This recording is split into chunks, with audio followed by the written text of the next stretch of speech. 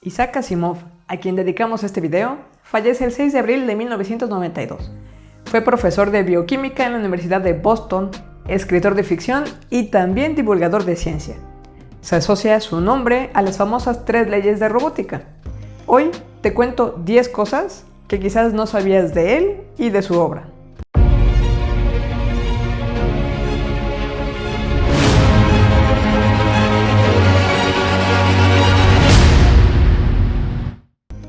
Colegas interesados en formarse opiniones basadas en evidencia científica y datos duros. Bienvenidos, yo soy Ciencia Reyes.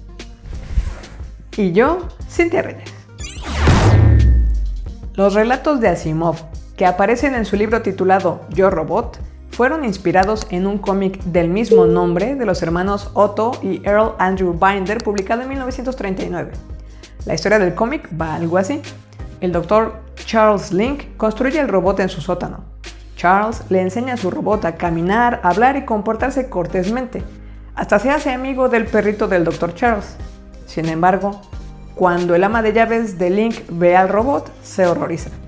El robot, bautizado Adam Link, está completamente educado en unas pocas semanas y profesa el deseo de servir a cualquier maestro humano que lo tenga. Poco después, un objeto pesado cae sobre el Dr. Charles por accidente, acabando con su vida. El ama de llaves, en automático, asume que fue el robot el culpable y llama a un grupo de hombres armados para cazarlo y destruirlo. En algún punto, de hecho, lo único que logran es que el perrito también termine siendo víctima. Al regresar a casa el robot encuentra una copia de la novela de Frankenstein, que el Dr. Link había escondido. Finalmente comprende un poco el prejuicio que hay contra él. Al final, el robot decide que simplemente no vale la pena seguir intentando obtener una audiencia. Escribe su confesión y se prepara para apagarse. Una década después, se adaptó esta historia para la revista Creepy.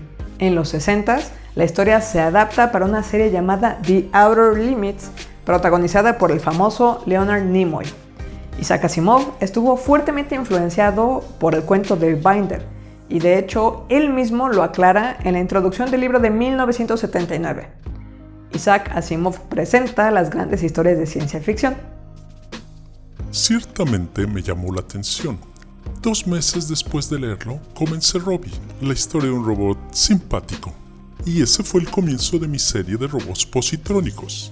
11 años después, cuando 9 de mis historias de robots se reunieron en un libro, el editor nombró la colección Yo Robot, a pesar de mis objeciones. Mi libro es ahora el más famoso, pero la historia de Otto estaba allí primero. La palabra robótica se deriva de la palabra robot. Esta palabra fue presentada al público por el escritor checo Karel Čapek en su obra Robots Universales de Rozum, publicada en 1920. La palabra robot proviene de la palabra eslava robota, que significa esclavo o sirviente. La obra comienza en una fábrica que crea personas artificiales llamadas robots, criaturas que pueden confundirse con humanos, muy similares a las ideas modernas de los androides. El propio Karel Čapek no acuñó la palabra. Escribió una breve carta en referencia a una etimología en el Oxford English Dictionary, en la que nombró a su hermano Joseph Čapek como el autor original. De acuerdo al mismo Oxford English Dictionary, la palabra robótica fue utilizada por primera vez en forma impresa por Isaac Asimov en su cuento de ciencia ficción Mentiroso, publicado en mayo de 1941 en Outstanding Science Fiction. No sabía que estaba acuñando el término. Dado que la ciencia y la tecnología de los dispositivos eléctricos es la electrónica, asumí que la robótica ya se refería a la ciencia y la tecnología de los robots. En alguno de los otros trabajos de Asimov, afirma que la primera vez que él usó la palabra robótica fue al escribir su cuento Runaround, donde presentó su concepto de las 3 leyes de robótica. Sin embargo, la publicación original de Mentiroso aparece 10 meses antes que la de Runaround, por lo que es normalmente el primero el que se cita como el origen de la palabra. Predicciones de Asimov. En 1983, la estrella de Toronto le pidió a Asimov predecir el mundo en 2019. Asimov escribió predicciones en 2 grandes áreas, computarización y el uso del espacio, acertando especialmente en la primera. predijo que la computarización continuaría inevitablemente, que el objeto computarizado móvil penetrará en el hogar y la creciente complejidad de la sociedad hará imposible vivir sin esta tecnología. Las computadoras alterarán los hábitos de trabajo y reemplazarán los trabajos antiguos por otros radicalmente diferentes. La robótica acabará con los trabajos de oficina y de línea de montaje de rutina. La sociedad necesitará un gran cambio en la naturaleza de la educación. Poblaciones enteras deben ser alfabetizadas en computación y deben aprender a lidiar con un mundo de alta tecnología. Esta transición educativa será difícil para muchos, especialmente porque la población mundial crece a un ritmo sin precedentes. Asimov también creía que la educación se revolucionaría con la computación, porque cuando los niños pudieran responder cualquier pregunta que tuvieran a través de este medio y desde su casa, serían libres de aprender lo que quisieran sin depender únicamente de la educación obligatoria y lineal, grupal, de la escuela tradicional. Quizás esta última predicción no fue completamente acertada. Las leyes de la robótica. En el libro que ya mencionamos, que es un compendio de historias de Asimov llamado por el editor Yo Robot, se citan las leyes de la robótica de acuerdo a un supuesto manual de robótica, edición 56, publicada en el 2058. Un robot no puede dañar a un ser humano o, por inacción, permitir que un ser humano sufra daño. Un robot debe obedecer las órdenes que le den los seres humanos, excepto cuando tales órdenes entran en conflicto con la primera ley. Un robot debe proteger su propia existencia siempre que dicha protección no entre en conflicto con la primera o la segunda ley. En Robots and Empire, la ley 0 se extrapola. Un robot no puede dañar a la humanidad o por inacción permitir que la humanidad sufra daño. Sin embargo, a diferencia de las otras tres leyes, la ley 0 no forma parte de todos los robots. De hecho, requeriría un robot muy sofisticado para incluso aceptarla. Asimov ha dicho que las tres leyes se originaron de una conversación que tuvo con John Campbell el 23 de diciembre de 1940, aunque Campbell sostiene que él solo ha mencionado explícitamente extractos de historias y discusiones de Asimov. Cuando Asimov escribe las leyes de la robótica, tenía en mente el desarrollo de androides. Hoy operan todo tipo de robots, no solo androides, y de hecho quizás sería más lógico pensar en leyes para la inteligencia artificial que para robots. También podríamos decir que hay todo un espectro de equipos, desde por ejemplo aspiradoras autónomas que tienen una misión predeterminada y no se les puede pedir muchas cosas nuevas. Podríamos preguntarnos si eventualmente habrá bebés robots accesibles y qué consecuencias emocionales podrían tener para sus usuarios. Luego están los equipos como los vehículos autónomos que incluyen sensores diversos para poder evaluar la cercanía de un humano u otro animal con la intención de evitar accidentes. Y en el otro extremo seguramente están dispositivos de uso militar que de manera intrínseca, mientras favorezcan a un bando humano, podrían potencialmente afectar a otro.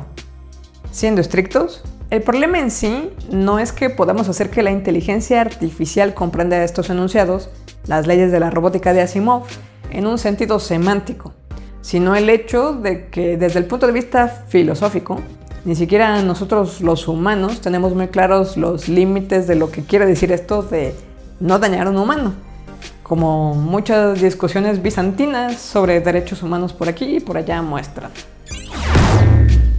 Asimov como escritor fue tan prolífico que tiene libros catalogados en todas las clases del sistema decimal Dewey usado para catalogar en las bibliotecas, con excepción de la clase 100, Filosofía y Psicología. Esto aunque escribió ensayos de psicología y prefacios para libros de otros en esta misma categoría. Asimov era su propio secretario mecanógrafo, indexador, corrector y agente literario. Escribía un primer borrador mecanografiado a 90 palabras por minuto. Imaginaba primero el final, luego el comienzo, y luego dejaba que todo lo que está en medio se desarrollara por sí solo cuando llegara a él. Después de corregir el borrador a mano, reescribía el documento como copia final. El 95% de la obra original no se modificaba en este proceso. Tengo un estilo informal, lo que significa que suelo usar palabras cortas y una estructura de oraciones simple. Además, uso coloquialismos ocasionales. Esto irrita a las personas a las que le gustan las cosas poéticas, pesadas, complejas y sobre todo oscuras. Por otro lado, el estilo informal agrada a las personas que disfrutan de la sensación de leer un ensayo sin ser conscientes de lo que están leyendo y de sentir que las ideas fluyen del cerebro del escritor al suyo sin fricciones mentales. En diciembre de 1983, Asimov se somete a una cirugía de triple bypass en el NYU Medical Center, durante la cual contrajo VIH por una transfusión de sangre. La recomendación que recibió de sus médicos al respecto fue no dar a conocer esta información públicamente, porque el prejuicio relativo a la enfermedad en ese tiempo podría extenderse y dañar hasta a su familia. 2 días después de su muerte, fallece Arthur Ashe, tenista profesional que también había contraído VIH por una transfusión durante una cirugía. Y en efecto, el hecho de que se supiera sobre su infección fue todo un escándalo. Asimov recibió de distintas universidades, en total, 14 doctorados honoris causa. Como escritor, recibió varias distinciones de premios Hugo y Nebula, un premio de la Fundación Thomas Alva Edison y el premio James T. Grady de la Sociedad Americana de Química, entre otros. Como científico, estrictamente hablando, no fue el más prolífico. Pero si le he dedicado un video en mi canal de divulgación o comunicación de la ciencia, es porque Asimov escribía ciencia ficción dura. Una historia de este tipo debe ser precisa, lógica, creíble y rigurosa en relación con los conocimientos científicos y técnicos en el momento en que se escribe, siendo hipotéticamente posible la tecnología, los fenómenos, los escenarios y las situaciones que describe. Por lo tanto, en mi opinión, la ciencia ficción dura también contribuye a acercar a la gente a la ciencia y esto es muy necesario. Una de las últimas frases conocidas de Asimov en 1992 fue: Mi vida ha sido buena, estoy satisfecho con ella, así que por favor no se preocupen por mí. De acuerdo a un artículo publicado en Medium, el astrofísico Carl Sagan respondió a esta frase con un "no lo hago".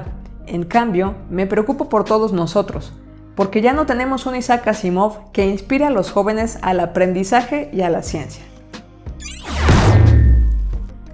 Hay al menos 3 formas distintas de responder la pregunta: ¿en qué orden debo leer los libros de fundación de Asimov?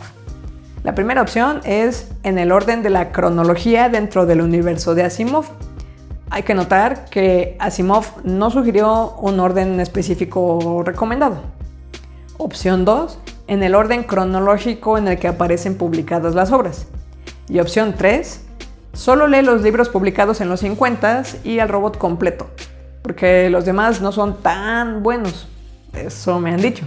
Aunque si le dices esto a un fan de Asimov, probablemente no le vas a caer muy bien. Suscríbete al canal. Y si quieres apoyar la creación de contenido aquí, puedes hacerlo mediante el botón Unirse, con lo cual, a partir de módicos pagos mensuales, podrás acceder a algunas curiosidades.